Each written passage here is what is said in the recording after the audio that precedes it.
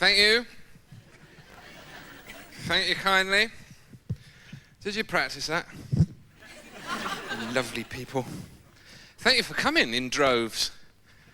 I'm quite taken aback. This is how I look when I'm taken aback. It's generally the same as any other time, but take it from me. Trust me on that. I'm quite taken aback. Do you like the sign? Do you like the sign? Can we just have the sign on? Can we just have the sign?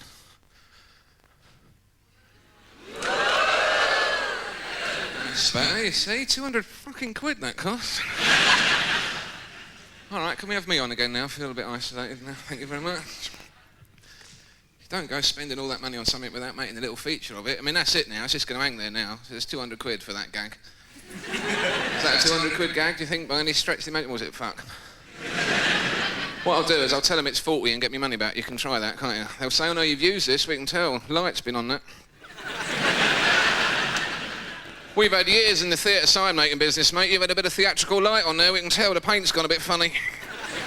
Money's in our pocket. God, this is a fuck off big place, isn't it? Can I do justice to this?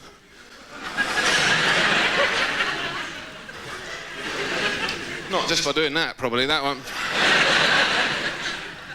The 5 Mo's won't be impressed with that sort of activity, will they? Months of rehearsing intricate stuff, and some scruffy twat comes on a Sunday and does that. A little sign and a bit of a wave, you think that's enough, does he? He's going nowhere fast, that boy. This isn't the act, by the way, don't go thinking I'm shit or anything.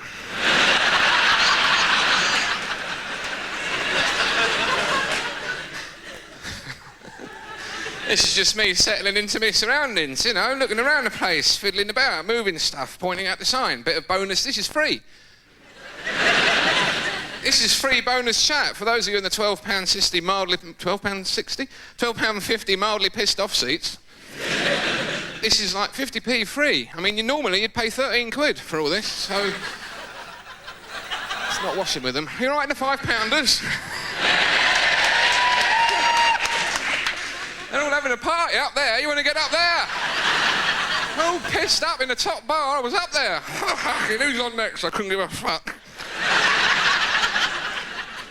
As long as he's got a little sign or something, just a little something, that's all I care about. As long as he does a wave, I don't give a monkeys. Should we go back in? You all right? They'll be chucking stuff on you lot if you don't laugh.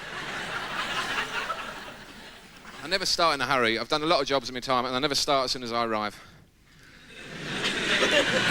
No one does, do they? No one goes to work and just begins straight away, do they?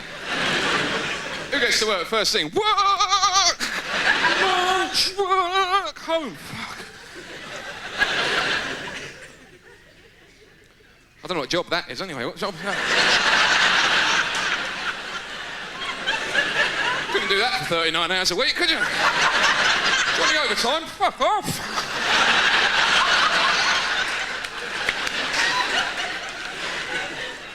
That'd get them on What's My Line if you did that on What's...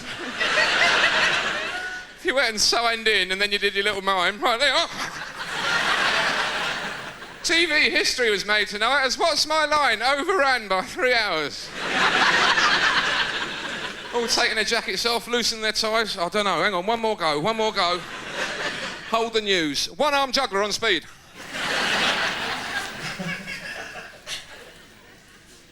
So this is 2 minutes past 9 in the morning for me. I'm metaphorically clearing my desk, that's all I'm doing.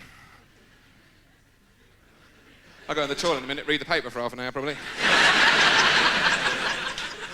Then I'll go around the office, see what I can nick. Because you've got to steal things from work, haven't you? There's no point in going otherwise, surely. Reassure me you do that, for God's sake. Don't sit there all week surrounded by valuable stuff and then go home without anything. Fuck that. Nick stuff. And nick something good as well. Challenge yourself.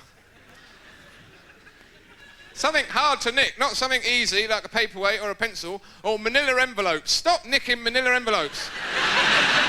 Everyone's nicking manila envelopes. No one's using them. Only Mr. Manila is laughing about that. Something hard to nick, like a bin. You have to have a good reason to take a bin home on a Friday, I tell you. Just bought a new motorbike, can't find my crash helmet anywhere. I'll have to use this. Take the firm's bin off your head. Oh, fuck it, you've caught me. Where's my crash helmet? Who put this fax machine in my crash helmet? You lot mucking about?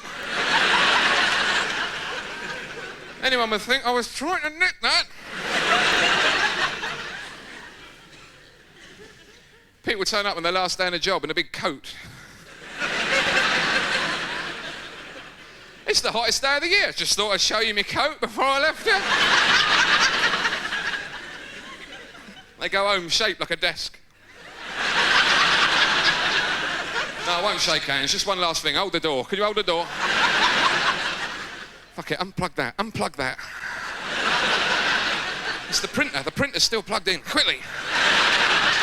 Quick, he's coming. Just cut the wire. Cut the wire. Stairs.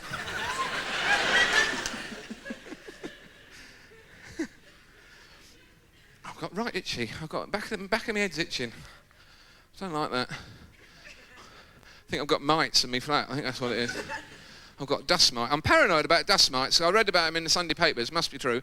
I read that apparently everyone's got 1 million dust mites in their bed. Oh, shut up. How can you have 1 million anything in your bed and not notice? How small are they then that you can't notice 1 million of them in your bed? And they eat the dead flesh that pours off you in the night, apparently. How long's this been going on then I've not noticed? How small are they? I think ants are small. Correct me if I'm wrong, but ants are tiny, aren't they? Ants are about that big, aren't they? That's small. For me, that is small. If you had about 5 ants in your bed, you'd spot it straight away, wouldn't you? Bed's full of ants here, look at it. Bed's full of ants. Fumigate. Ants' legs. Ants' legs are really tiny, aren't they? Ants' legs. They're minute. Couple of them on your pillow. Something on the pillow there, isn't there? Look at that.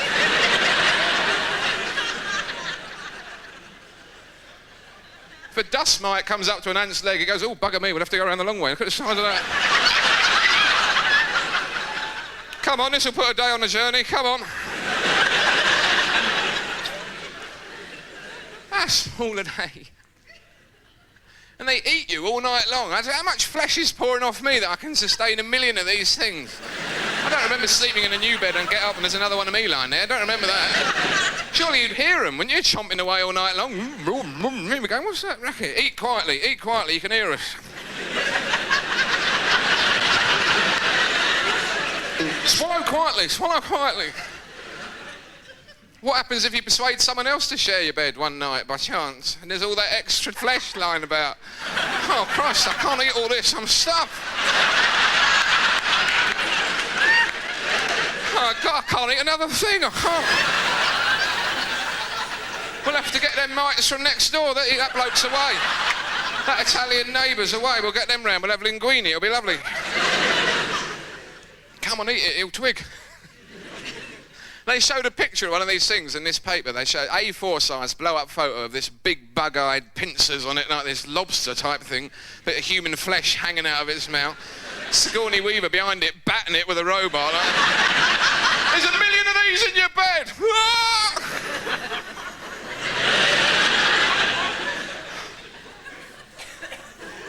Oh, not.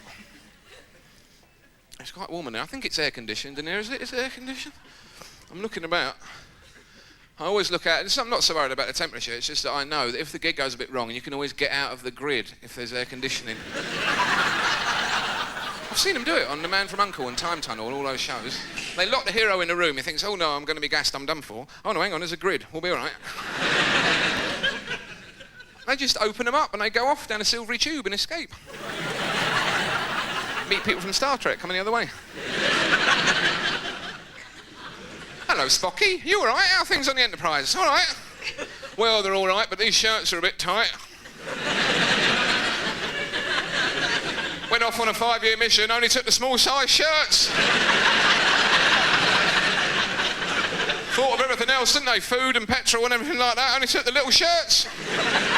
4 years in, they're out of date, aren't they? We're landing on planets we can't get into clubs. It's a nightmare. These trousers aren't over long. All right, it's Pocky. Love you and leave you, mate. We're escaping. Can't hang about. That's a little escaping mime I do. Not very good with mime, but there you go. I used to love all those shows. Watched too much telly as a kid, you see. Just used to sit at a tea table with my brother and sister and the TV as a fourth person going, oh, that's all we ever said to each other. BBC One, yeah, all right. That was it. Starsky and Hutch was my favourite show. Then they reran it last year. Turns out, pile of old cack.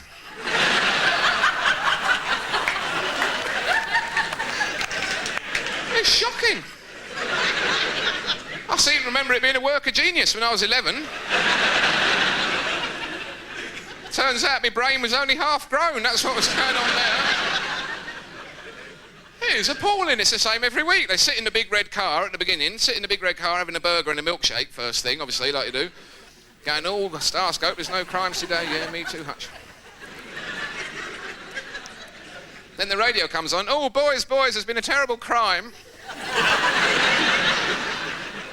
Go round to Huggy Bears and see who did it.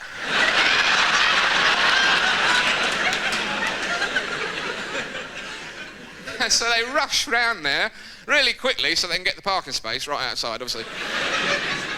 And they burst in, they go, Huggy, Huggy, Huggy. Well, he says, well, the word on the street is... It was that bloke over there.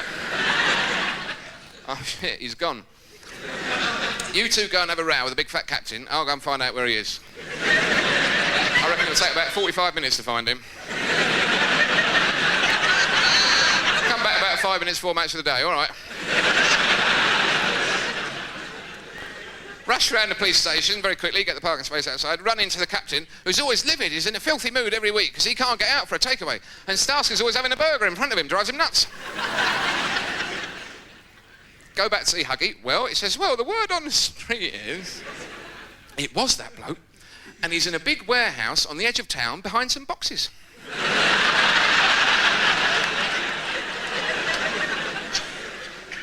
So they rushed round there in a specially customised car for sneaking up behind people, and they burst in, and Starsky falls over at that point. He can't stand his feet for a whole episode. He has a big cardi and bandy legs, and he's on the deck straight away, he's rolling about. And Hutch is tutting at him just out of shock. Oh, for God's sake, make yourself useful. Go up those steps, go up that gantry, knock some boxes over.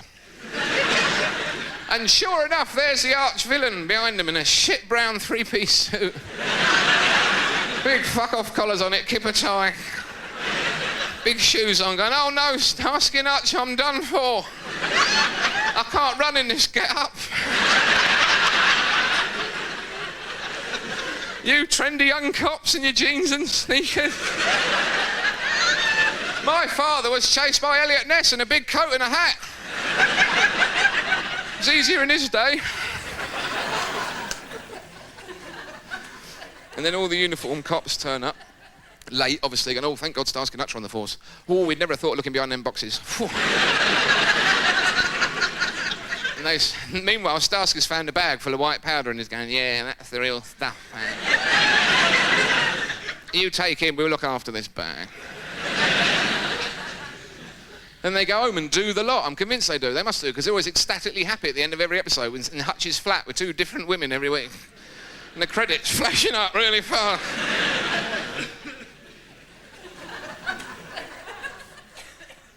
I used to love that show. And The Invisible Man, that was the other favourite, with David McCullum. Do you remember that one? David McCullum, all he used to do is just pull his rubber face off, and that was it. He was gone. Fantastic. We used to play it at school. We just had to go, invisible, and that was it. Invisible. And then one of your mates would bump into you and go, oh, wow, didn't see it. Where's he gone? Where's he gone? Then you move a twig or something, and they go, there he is, come on. He always used to have a drink. As soon as he's invisible, he'd have a drink straight away. He'd have a drink because that was the special effect. Show him having a drink, all the liquid disappearing. He'd have a cup of tea some weeks, which you never see, do you? A saucer floating about for no reason at all. Just served to show how useless saucers are, really. They're for cat food and terps, and that's all they're good for, really, isn't it? And he'd sit on a soft chair. Every week, he'd always sit on a soft chair. That was the best game, watching that show. You could spot the chair he was going to sit on. It didn't matter where he was. It'd be in an airport with all plastic benches. And there'd be a beanbag in the corner. I bet he sits on there, I bet he sits on there. Sure enough, it would sink down in a perfect circle like it'd gone down on one cheek. There he is! There was a kid at our school who said he could actually pull his face off. And we should have said, don't be so stupid, you'll hurt yourself. But we were 9, so we said, face off, face off, face off, face off, face on. So there was a big crowd round him, jostling him. Come on, face on. He's ripping lumps and chunks out of his face. I'm doing it. Come on, get your face off. I'm ripping it off. Bits of face all over the playground. He suddenly looked up, all raw. Wah! He's done it. Look at hell.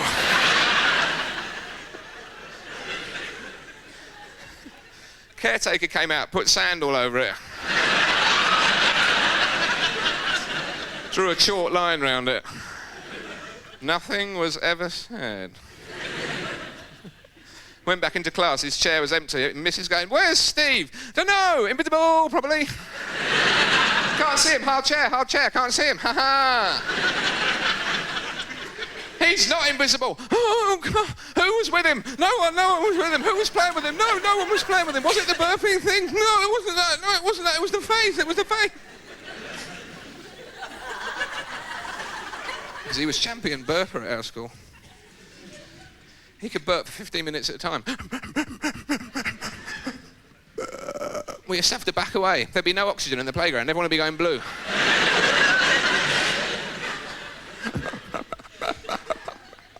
And he'd suddenly just go off. Steve! Your face! Don't want it, it's got sand in it.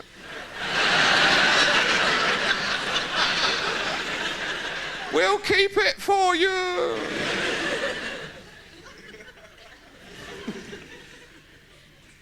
Balmy. Too much larking about. I've got to see my dad next week. My dad was 60 years old last year, and I don't approve, frankly. I said, that's too old, pack it in. There's no need, you're proving nothing. It just goes on and on, just leave it, forget it, stop acknowledging it. Why have a birthday every year? You've had 58 of them, what's the matter with you? Stop then, that would have been good. 60 years old. Nearly as old as my gran used to be. And my gran's 88, what's the point of that?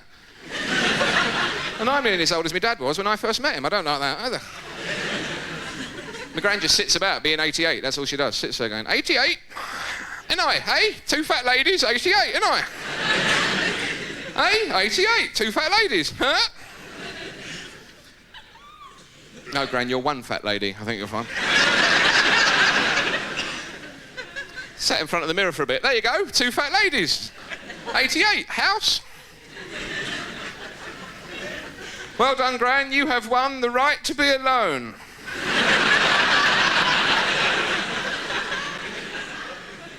Why don't you rework that general strike story you're so fond of? You could put some gags in it. She can remember every day of the general strike and none of 1993. What's going on there? Is your brain like a vinyl record? Does it go back to the beginning at a certain point? She can't remember anything of last. It's terrible. She lives in Australia. I had to go and see her in Australia. I had to go all the way out there to see her. I saved up. It's worth it. Go. If you're thinking of going to Australia, do go. It's fantastic. But fly, for fuck's sake. It is a long way. It's a very, very long way. It's 22 hours in a plane. Don't fall for any of those little back page ads, you know, canoeing trips and all that nonsense. Unless you've got 4 or 5 years on your hand, it is a long, long way. 22 hours to get there, and then 26 hours to get back. Does that make any sense to anyone? What, is it uphill on the way back? They said, we'll take a bit longer going back because it's windy. Oh, shut up. You're in a jumbo jet, and how windy is it going to have to be if you're in a jumbo jet? I know windy, I've been in windy, I've been on the coast when it's windy and you can hardly walk and you're leaning against it thinking, oh God, it's really windy. Wow, this is amazing, I can hardly walk. But I find usually getting in your car solves that as a rule.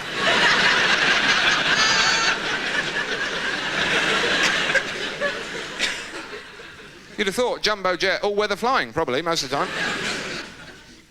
So we just decided there was something wrong with the plane. Obviously, something wrong with the plane. They're not letting the full truth on. They can't go flat out all the way. Something wrong with the plane, isn't there? Is that wing all right? Can you see that wing? Is that wing all right? Is that wing all right? It's all right, just a little edgy about the plane. That wing, come on. We're all at the back with a fag in one hand and a lighter in the other, waiting, like this. Staring at the no smoking. Like. Didn't tell us it was a 26-hour no smoking flight, did they? Little experiment they were trying that month. Shaking up, plane takes off, we're banging on the light like that. Has your light gone off? Has your light gone off? I can't look, I'm focusing. Has your light gone off? Can we smoke it? Ping, stewardess! Can we have a fag? Can we have a fag? Hey? No, it's not mucking about.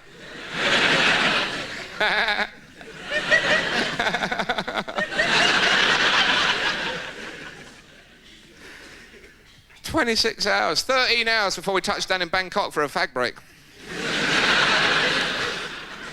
They said, we're stopping for food and fuel. No, we're not. We're stopping for a fag. That's what we're stopping for. Stewardess opened the door and said, you may leave the aircraft if you wish. Christ! 300 people with lighters like that, like a big rock crowd on the move. Trampled her into the ground, had to pop her out like a cartoon. We came staggering off the plane. Oh God, I've got to have a cigarette. Help me smoke, please, my hands are shaking. Put one in each jar. There's no time, I'll have one in every gap. Come on. I can't open my duty freeze. Please help me with the cellophane. It's no good. Open my chest, put them straight in me. People with their arms around one another like this, all going, it's all right, we'll get through it, it's all right. 300 people smoking, big black cloud of smoke over them. They thought there was an eclipse in Thailand. They didn't know what was going on. It's all right, it's a British Airways flight. Oh, good.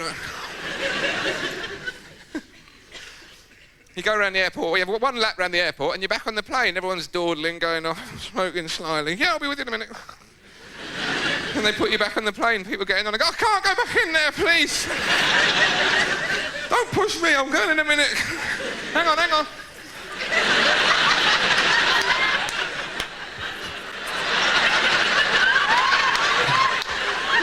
No!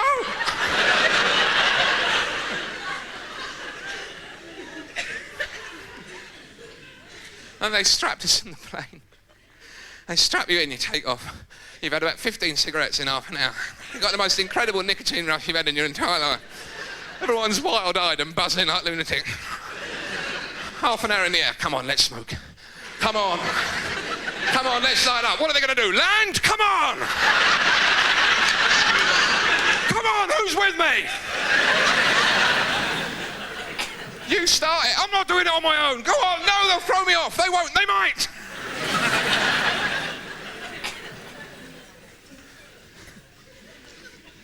They try and placate you by giving you a load of cheap wine, putting the lights out and putting a crap film on. Supposed to go to sleep. Sounds perfect. If you can sleep, it's perfect. I couldn't sleep. I'm right at the back of the plane. I'm right at the back of the plane by the toilet door.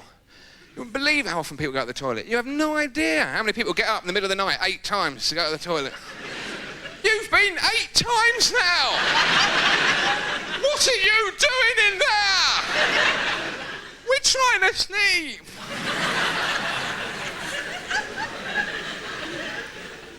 Some people never went at all, which is odder, isn't it, really? They just sat in a chair for 26 hours, didn't go to the toilet, didn't get off at Bangkok, didn't go at all. They must have needed to go. They're sitting there being polite with someone asleep next to them. Oh no, I won't disturb them, that would be rude. No, I'd sooner suffer myself. Oh God. Oh shit. It's all right, I'll kick it under the seat, it won't be in the aisle. Won't be a problem, I'll deal with it, won't be a problem. You're there trying to sleep, you can hear people in there. Shut up!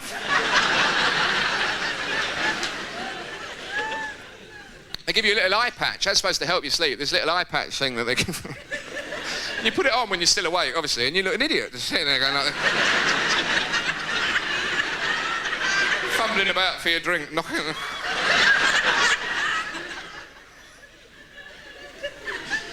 And you get sweaty eyes, that's all that happens.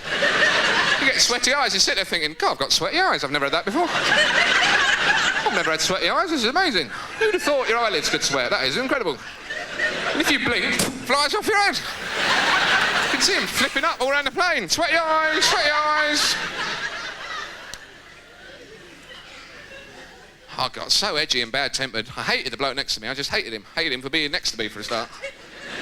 Then I worked out from what he was reading that he was German, so I hated him for being German. Being German, I hate you, obviously. Couldn't think of any reason to hate him, not having been in any wars or anything. And then I thought, oh yeah, penalties, you lucky fucking... Yeah. You were playing for it. And he had his elbow on the armrest for 26 hours. How is that humanly possible to have your elbow there for 26... Normally you get an elbow exchange thing going on, don't you? A couple of hours there, a couple of hours there, a couple of hours there. Or you wait till he scratches his leg, get in there, get the elbow. He had his elbow there for 20 seconds. It's not possible, is it? He just had it rooted there. Like he went up to his overhead locker, he still had his elbow there. He went in the toilet, he still had his elbow there. He's glued his elbow on here! And he had a cold. I couldn't stand him because he had a cold. And he wouldn't own up to having a cold. He was being all Teutonic about his cold. He was sitting there like that, all disciplined. Then every half an hour, I'd get handy-handy and go... You've got a cold, haven't you? I haven't. You've got a cold. I'd have preferred some snivelling English person going, I'm terribly sorry, I hope you don't catch my cold. I try and breathe the other way. It's your bad luck, isn't it, really? I've got day nurse and night nurse, and I don't know which one to take. We're flying around the world. Is it day or is it night? Is it night or is it day? Should I have like a cocktail? Do a cocktail, like a mix and mix. Shake, not stir, shake, not stir.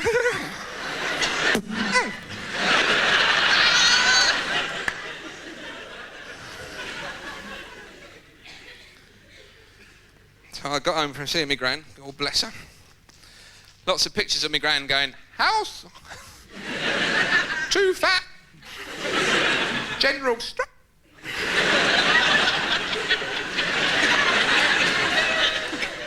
Showed them to my dad, who was mildly indifferent, but he looked at them. Yeah, so very well, very good. 60 years old now, my dad. His stomach sticks out like that. It's not putting on weight or anything, this is just inevitable. There's nothing you can do about it, you just end up going like that. That's what happens if you're a bloke. During the course of your life, you just go into that shape. You can't help it. It's years of life squashing you into that position. Years of going, no, I didn't say that. No, that's not what I meant. No, I didn't take it. What do you mean sacked? I don't even know her. I was not talking like that.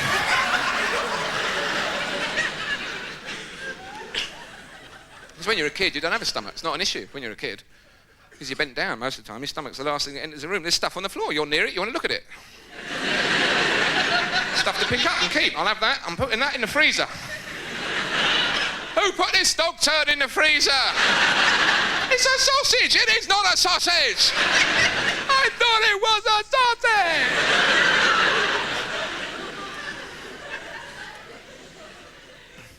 Then you're adolescent and you stand up straight because you want to be tall. And you're flat. But you don't talk to anyone, you just go, back off. Back off, bollocks, back off. And you masturbate, obviously. Back off, and you blush a lot, and people go, oh, fuck off. Oh, fuck, and zits.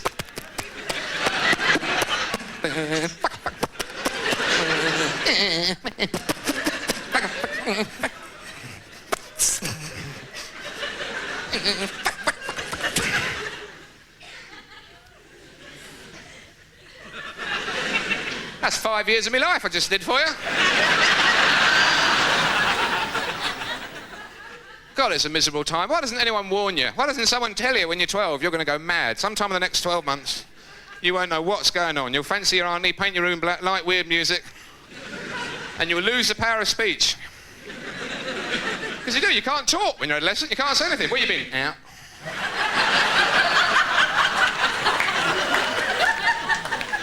Who with, mates? Where you going? Out. When you coming back later? Why can't I say James and Derek? Why can't I talk? Because you're adolescent. Then you get out of that and you're in your 20s, and then your stomach starts to appear, so you get into a bit of a panic. You think, oh God, I'm fat, look at that. And people go, fat, fat, shut up, I ain't fat. So you go down the gym, make it all hard. Still sticks out, it's no good. Then you get in your 30s and it's starting to really start to sag. So you're on the beach on holiday, sucking it in when you have your picture taken. Right, okay, take it. Take it quickly, obviously, take it. lens cap off. Well, wind it on then. Here, I'll do it. It's all right, I'll do it. Oh. Give me that film. I think you get to about 45 and you just think, oh, fuck it, there it is. It's a shelf, I keep my pint on it, it's useful. I'm using it. Are you using yours, young man? You are not. Then you get older and older and older and older, and eventually you snap in half and you die. I think that's what happens. You've seen all those blokes in the House of Lords, they just hang there like that. They're all bent double, a lot of them wandering about the House of Lords, no idea where they are. That's why they have Zimmer frames, they're just hanging on. If they let go of those things, whoa! All medals in the eye. Another wound.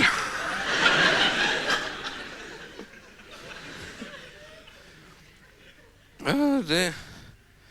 No, he's all right, my dad. I'm getting all right with him now. He's fine, actually. He used to give me odd advice. That was the worst thing. He was trying to help, but I just didn't understand. I remember when I was 13, the first time I ever went out with a girl. 13 years old, I asked this girl out called Lisa. It took me ages to ask her out. It took me, there's a lot of stuff in the playground. I was running up and going, Lisa, hi.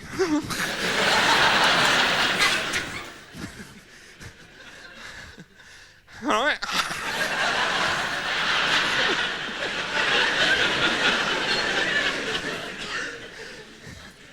Eventually I said, do you want to go to school disco Saturday?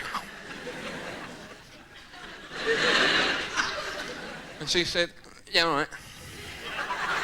And I went, great. You and me and you. Saturday. And someone, thank God, went, Steve's burping! Yes!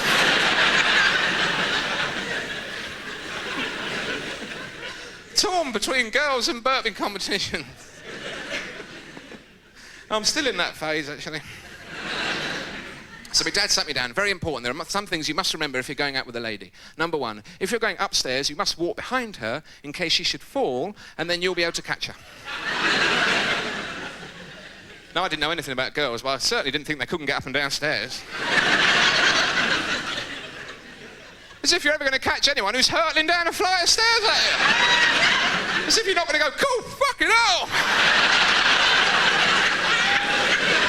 Jeez, you nearly took me out there. What's the matter with you? Come on, up you get. There's people coming through here. Up you get. When you're going downstairs, same thing. You've got to be in front, because at any minute, apparently, she might have come crashing down. You have to brace yourself, and she'll become wedged against your manly back. Pick her up, take her in the discotheque. Don't panic. When you're out on the street, and he emphasised this, you must walk on the curb side. You must walk between the lady and the traffic. In case a car, swerving out of control, should mount the pavement and come hurtling towards you. Whereupon you must step in front of her and deflect it aside. All the time, keep your eye on her, bound to be fainting, throw out an arm, grab her. Move her gently back to safety. Here's a bus. Don't panic, we're all right.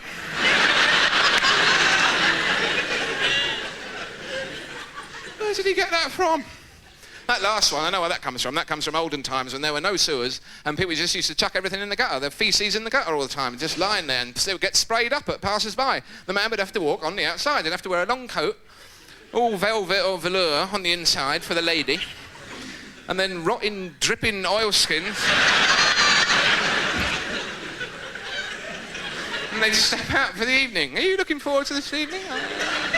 Very nice.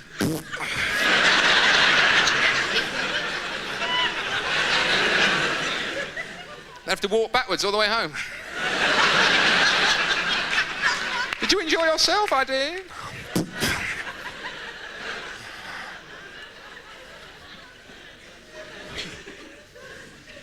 It must be a book of etiquette, that's what it'll be. Somewhere, someone will have written a book of etiquette in the 19th century or something. Someone who had a series of horrendous girlfriend disasters. His first girlfriend, he was following her down the stairs like a fool. Inevitably, she tripped and fell and smashed her head on every stone step all the way down, lay there hemorrhaging violently at the bottom in front of the whole family on Boxing Day morning. His second girlfriend, he didn't open the door for her. She didn't know you had to open doors. She'd never opened one in her life. Boom! Straight into it. Coma for months, he couldn't go back. Third girlfriend, very heavy smoker, fashionable at the time, put a cigarette in her mouth. He's fumbling about for his lighter. He couldn't find it. She's sucking away like fury. Flew down her throat, choked her to death. This has broken the camel's back. Away to a country garret while I will write for my fellow man. Passed on to me, 1978. I'm going to the school disco. We're going up the stairs. Saturday Night Fever's thumping away up there. I'm behind Lisa.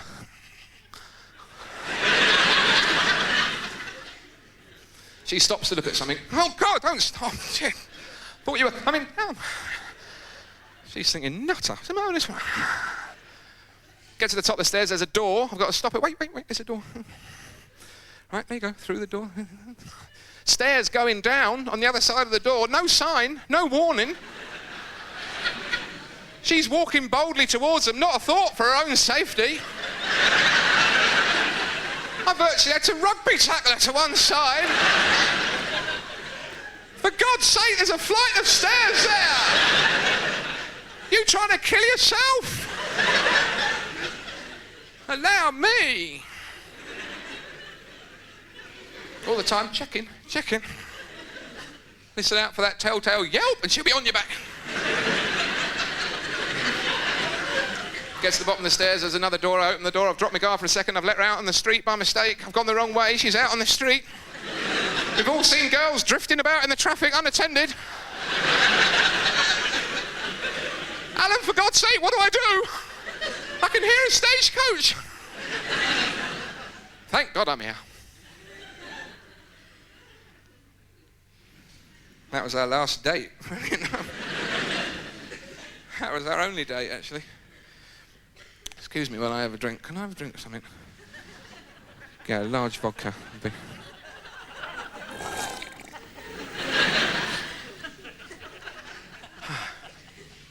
I feel better now. I only went out with her the once. And I live on my own now, surprisingly enough. I don't mind that. It's my choice. It's my choice to live on my own. I don't mind that. Sometimes I get in and think, oh, fuck, no one here. And sometimes I think, oh, thank fuck, no one here. What you need is a plug-in flatmate. That's what you need. A kind of a Remington Victor Kayam job. Plug-in flatmate. Obviously not Victor Kayam. That would be a disaster, wouldn't it? That would be crap in your flat. Oh, no, I love you, Alan. I love this place. I'm having it. It's mine. You can't have it, Victor. You're my lodger. I'm buying it. I love it. Shut up. I love that TV. Shut up, Victor. You need a little gadget, so when you come in, you all right? How was the gig? It was all right. Do you want a cup of tea? That'd be nice. You want a sandwich? Yeah, thank you very much. It'd be great. Comes back in. Oh, you watching the football? I was going to watch the film. Oh, yeah? Ooh.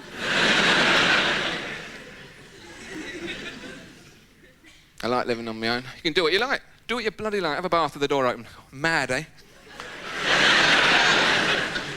Leave the fridge door open, let all the food go off. Who cares? It's my food. I don't want any of it. Go off, get the tuna bake out, put it on the floor, let the cat get in there. Get in there, go on. Can I? Yes! I've got two cats, I've got them for company. I thought they'd be good company, but they're not. Sometimes when you sit on your own and you want a bit of company, they come in the back door and they go, all right, and then they just go out again. They're just doing it to wind me up. They can see I'm pleased to see them. They go, I get my revenge sometimes. They come in, they're pleased to see me. Pleased to see me, I'm sitting on my stool, they want to jump on my leg.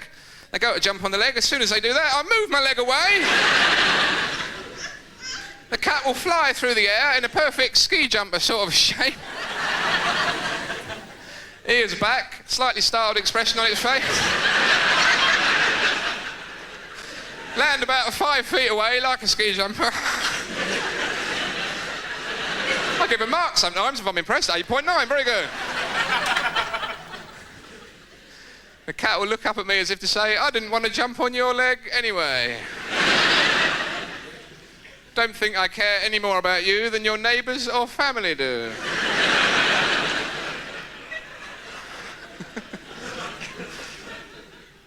I had a dog for 6 months. That was worse. My stepmother's got a dog. She's got an Alsatian. And it attacked and killed the next door neighbour's dog.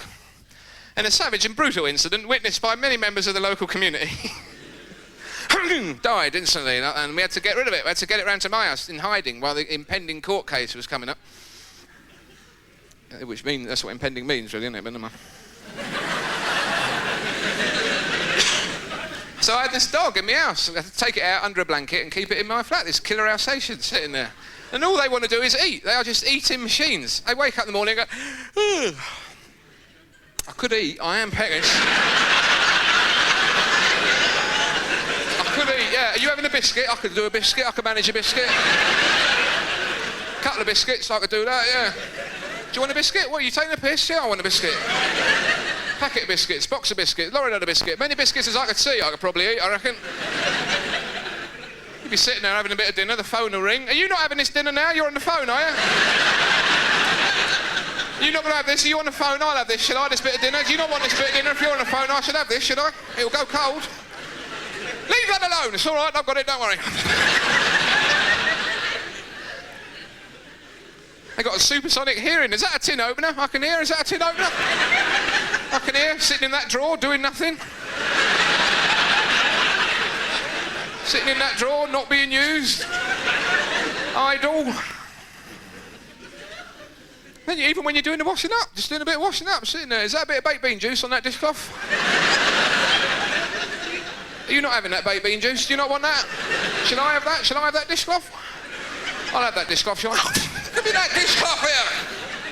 Oh, you want it now, huh?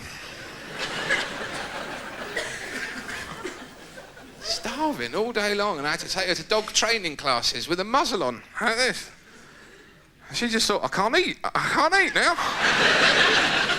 How long is this going to be on for? I can't eat a bloody thing now, can I? All the other dogs see her, and that, to them, means skinhead with tattoos and big boots. Just means, all right, don't look at any eye, back away, don't get involved. She's in there going, I haven't got any food, I could eat. And the dogs in these classes, how stupid are they? They don't even know their own names. They don't know what's going on, they can't do anything, they can't even sit. You say to them, sit, and they're going, is this sitting? Am I sitting? I'm doing it, sitting. Ooh. Tough class. Are you eating after? Should we eat after? You going down the cafe after? Let's go down the cafe. Are you going to go down the cafe? Let's go down the cafe. Let's go down the cafe. We're going down the cafe. And these classes are run by the police, and the police have got 3 of their own dogs at the other end playing Scrabble on the phone, doing each other's hair. Mensa dogs. I took her home, we're standing at a bus stop with her with a muzzle on like that, and there's a 3-year-old kid there with a box of Smarties. And the dog's head is about the same height as the little kid's, and you don't want all them, do you? How old are you? 3? You'll never manage all them, you'll be sick. I could manage a couple of them, probably. I could probably eat a couple of them. Probably eat a couple of you if it wasn't for this.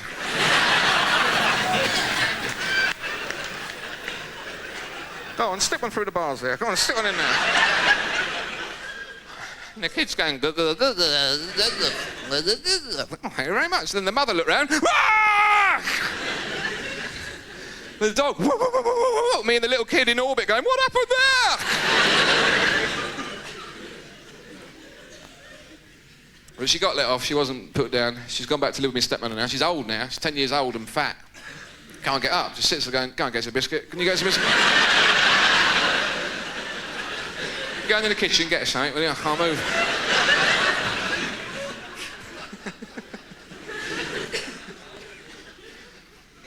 I used to take her shopping, that was hilarious. It's the only time I enjoy shopping. I hate shopping as a rule, I can't abide it. It's a minefield, shopping. You go out with someone, you've got to go out with someone who's got good taste, that's the most important thing. You go out with someone with bad taste and it's a disaster. You go, what do you think of that shirt? That's great, you look great. And you go out with about 10 of your mates, where'd you get that fucking shirt? What do you look like? Who got you ready?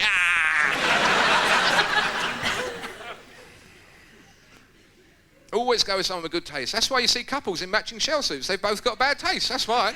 They're in the shop going, you look great, we'll have 2.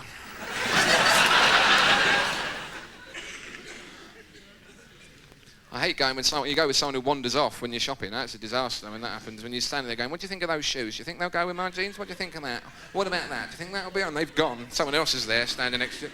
Oi, what about that? Do you think that'll be all right? Oi, what do you think of that? Oh, shit, I'm sorry. Oh, God, I'm really embarrassed. No, I'm not mad. I was with someone. They look just like you. I don't think you should let him off the hook when that happens. I think you should say, well, what do you think? No, I don't know you. I'm just asking what you think of the shoes. Where are you going? I'm with you now.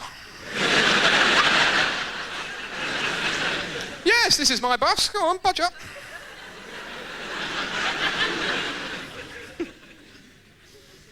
My favourite shop's the one next door to the hair salon. That's my favourite. What a nightmare that must be, owning that shop. You're sitting there all day with people coming out the hair salon and looking in your window to see what they look like. How annoying is that? 50 people a day going, oh, God, that's a disaster. Oh! Put an ugly photo up after a while, wouldn't you? A couple of really ugly little Peter Beardsley picture, and they go, ah! Oh, God.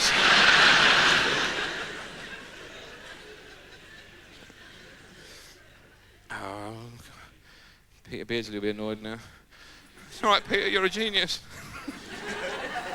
Oh dear. I quite like living on my own, I don't mind it. All the post is for me, which is great. That is one of the best things about living on your own. All the post is for you. There is none of that running down, checking the post and thinking, oh fuck, and then sneaking back, pretending you haven't been down there. All your flatmates going, why didn't you pick the post up? I haven't been down there, we saw you. Oh, well, it's all for you, well done. Because you just write to people the whole time, don't you? Getting into their lives, bothering them, and they have to write back, and maybe they don't want to. You're just getting under their skin and annoying them. Me, I've got nothing to say. I leave people alone, okay?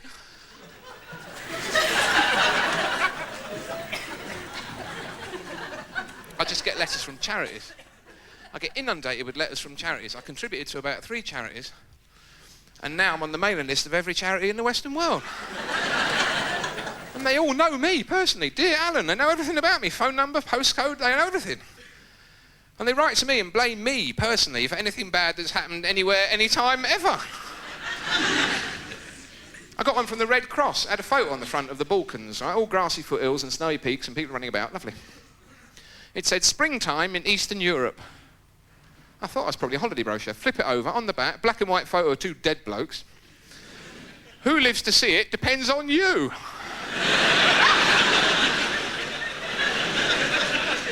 I thought, now steady on. You know, I've had a few wild nights in my time. Well, I can't remember what I did, but I'll never forget a face, and I didn't shoot that bloke. How's that my fault all of a sudden? I get a picture of some guy in Africa, flies all over his face. This bloke's had no dinner for a month, Alan.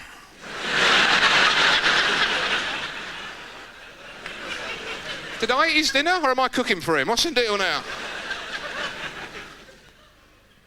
I feel so guilty every morning. Another one of these lands on me, Matt. I feel terrible. I can't feed me cats in the morning, can I? I can't feed you, you fat bastard. Imagine what his cat looks like.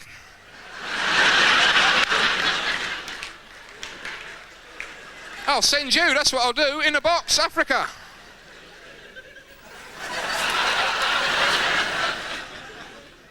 And they ask you for such odd amounts to make you feel guilty, these weird amounts they always want from you. They asked me for 12 quid.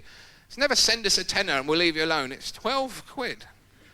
Just to make you read on, that's the only reason, so you get more and more guilty. You think, 12 quid, this bloke can drink water for a month. Oh, shit.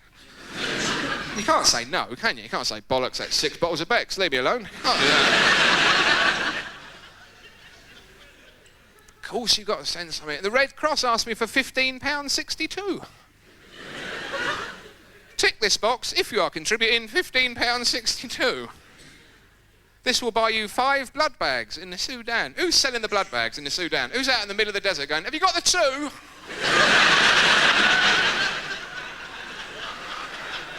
Be a big help, miles to the bank, obviously. Right money only for the blood bags, sorry. Then my plumbing broke down, 400 quid, wasn't it? £400 and my plumbing, oh dear, who feared that system? What a nightmare. That'd be 400 quid plus that, wouldn't it, mate? Can't work on it straight away. Obviously, you'll have to let the system cool down. Should have done that overnight. We'll have to wait 3 or 4 hours. Is that a fag you're having? Can I have a fag and a spare cup of tea and a biscuit? Is that possible? Is that your car outside? It's only a little scratch. Can we use the phone the office? Should we watch this Goodfellas video while we're waiting? Because we'll have to wait because you didn't let it cool down. Your dog looks a bit peckish, by the way. Plus VAT. You have to pay all the bills. Actually, the worst experience I had living on my own was getting drunk on my own. It's very important. If you are thinking of living on your own, for God's sake, keep your supply of alcohol well away from your sofa. If you're drinking in a horizontal position, you have got no idea how pissed you are. You can't tell. If you're on your own, horizontal, you can't gauge it in any way. It can't be done. You're lying there drinking like a fish, and nothing's happening. It's all going in your leg. I think that's where it goes. I was waiting for someone to come round. I had 2 bottles of wine in the house. I put them on a sofa. I lay down, and I put Morse in. Because you have to tape Morse. If you live on your own, you have to tape it. You can't sit there on your own and watch it all the way. You can't, because you've got no one to go, who was that? Was that the same woman as before? Was that the woman in that car? Is that the same woman who's in the other car? Shit. Live on your own, you have to take that. You learn that after one. You stick it in, and I'm there, and I'm drinking away like that, and you've got nothing to gauge it. What you need is one of those cable channels with a bloke sitting there getting drunk. You put it on at the same time that you start drinking, and you turn it over every now and then and see how pissed he is. And he's doing things. He's flying the light aircraft or papier-mâché or something, and I'm there drinking, and then the front doorbell went, and I got up to answer it, and as far as I remember, I took a beeline, as the crow flies, straight for the front door. And I get there and open it. Where have you been? Apparently I've been half an hour. I've been down the hallway in the kitchen, made a sandwich, been out in the garden, said all the stars are out, talked to the dog for 10 minutes, went there to lie down, watched a bit more Morse. Oh yeah, I was going to open the front door, that was what it was. Open the front door, you're drunk! You can't even deny it, you can't talk. There. Worse than that, you can't stop, you carry on walking. All those blokes you see at King's Cross or Euston staggering about and somewhere there's a flat with the front door open, Morse is running on the video.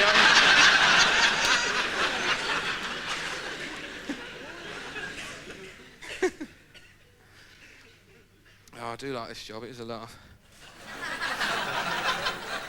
Well, it is for me anyway, I hope you're having a... It is a good job. It's not the best job I ever had, I must say. I'll tell you this before I go. Best job I ever had was when I was a student. About 1986, I was a student.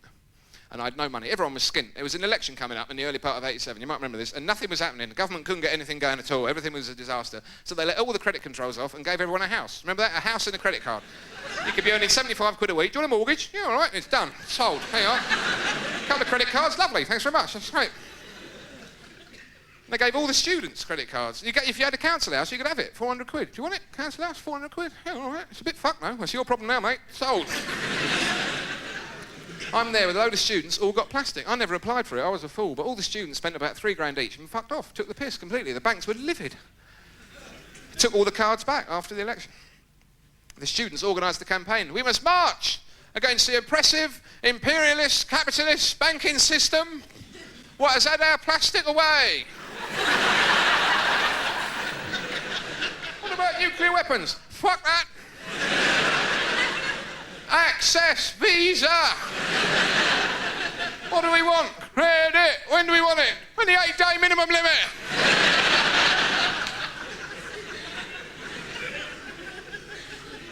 So I had to join this agency. I got a job. I joined this agency in Romford Road called Grafters. Grafters. That's how they used to answer the phone. Grafters. Agency. Speaking. And you'd get work from them. They'd ring you in the morning and they'd send you to some warehouse to work there for the day. They'd give you directions according to all the pubs in East London, and you'd say, yeah, I know all them. You'd be lying. Yeah, I know. Well, there's Swan. Know it. Burned it down once. You know. And then I got there and I was too puny to lift anything. I was just in this long coat and hair everywhere and a fag, old student. I go, oh God, what have they sent us? So they made me the driver's mate for the day.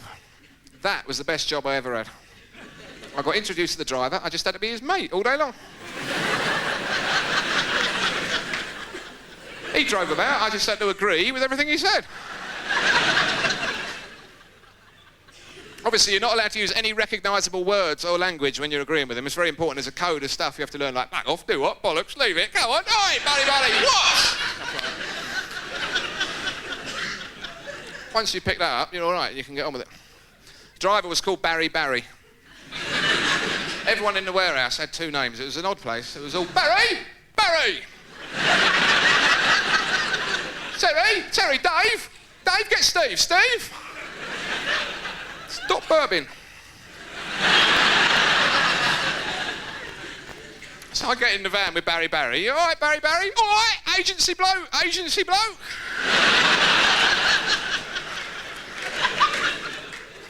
And we set off. We drive about. He gives me little jobs to do, you know, pass me fags, stuff like that. More important jobs like, call that bloke in a Porsche, wanker.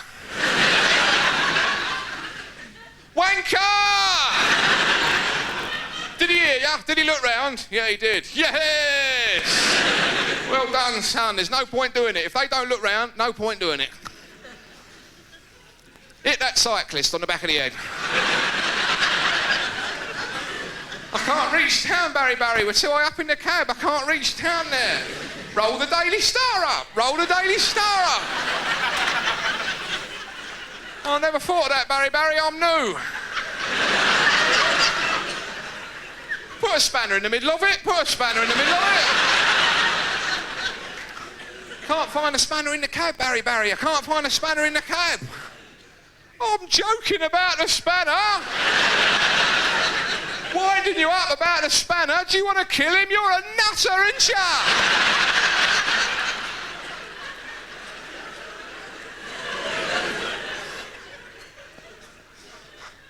Oh, ha. Bastard!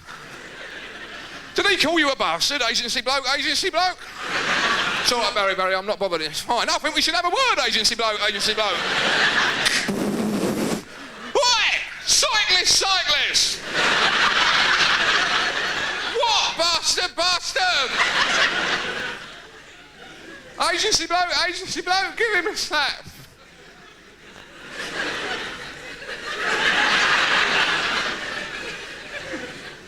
I must write an end to that routine, I really should. We just drove about all day, having a laugh. Then we get back to the warehouse, nothing to do, 20 of us all sitting about, nothing to do. And then the lorry came in there to help back it in. Obviously not a job for one man, a job for all 20 men. Come on, back it in. Load your room. Right down a bit, right. Easy.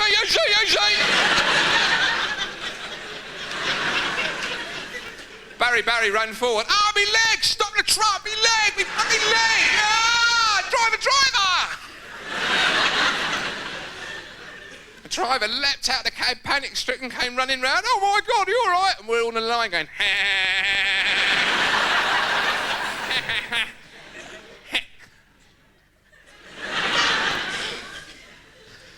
I couldn't get up for about 10 minutes. It was the funniest thing I'd ever seen. You can't have that level of boredom followed by such a peak of excitement without hyperventilating. It can't be done. I was quite unwell. I was giddy.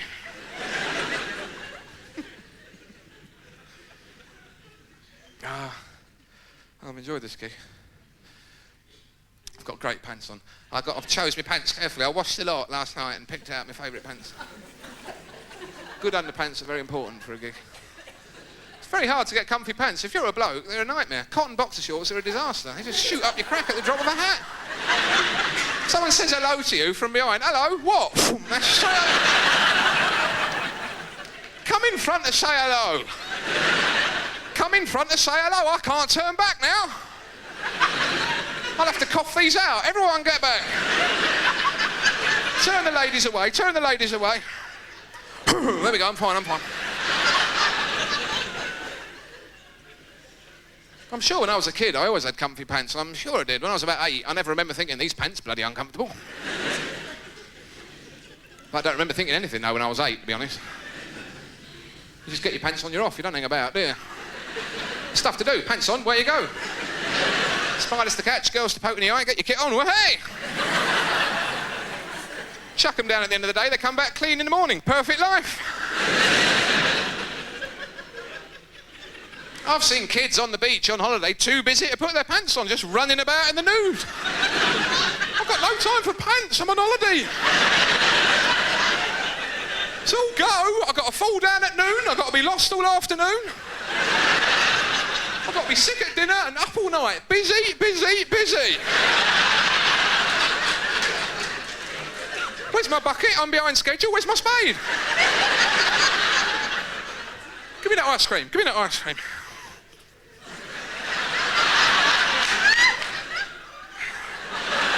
All right, where's that wasp?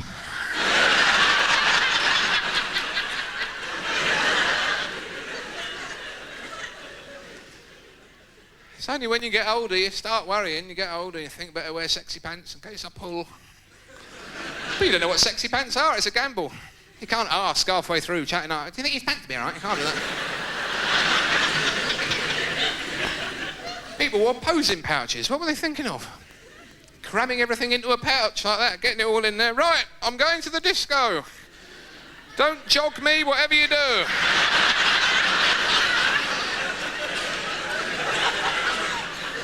And they forget, when they get down there and Earth, Wind and Fire comes on, they're cutting loose on the dance floor. It's all flopped out on one side, spend all night trying to dance it back in it. Do you want a drink? I'll be with you in a minute. You must be knackered. No, I'm fine, I'm good. Yes, it's in the pouch! What? Nothing? I'm fine. I'll have that drink now. Can't get comfy pants again until you're a dad.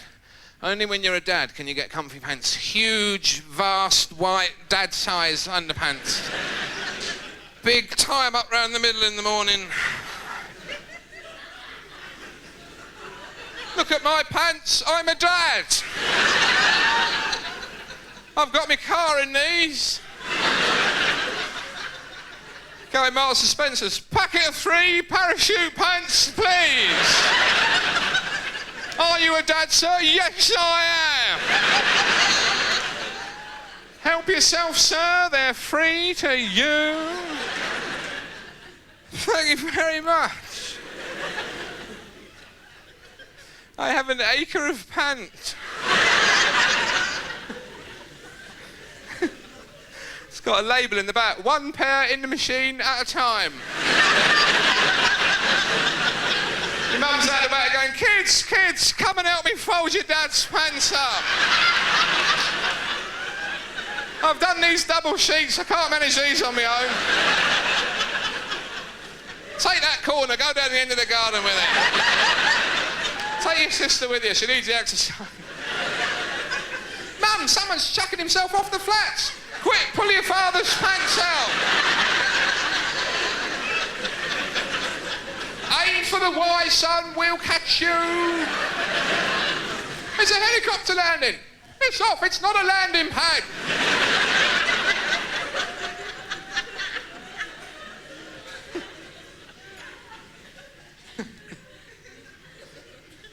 That awaits me if I should I become a dad. I'm going to love you and leave you. You've been a pleasure to talk to. I did get another girlfriend in the end. Don't worry about me too much. I did get another girlfriend. It was all right. It lasted a little while. It was nice. She didn't like oral sex, which is a bit of a blow, obviously.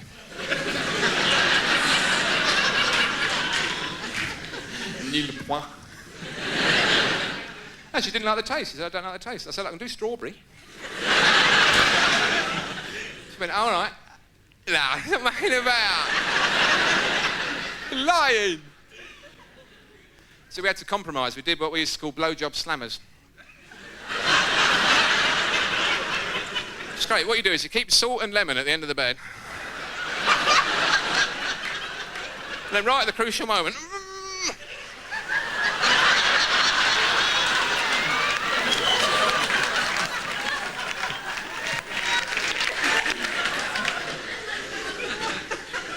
Works. Thanks a lot, you've been a good crowd. Thank you and good night. Cheers.